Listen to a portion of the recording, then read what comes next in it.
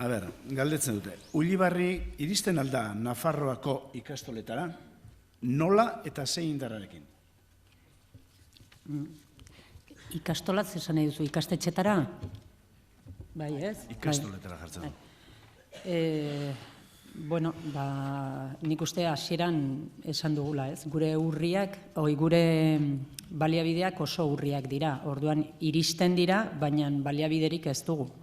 Iristen da ideia, iristen da planteamentua, baina gauzatzea irakasleen esku gelditzen da, inolako kontraprestaziorik gabe. Orduan, hori da kontua, ez? Eta nik uste hasieran aipatu dugula Ulibarrik zer ekarri digun Nafarroara, batez ere bidaide izatea, formazioa, eta ikustea argi eta garbi, guk beste bide bat egin behar dugula.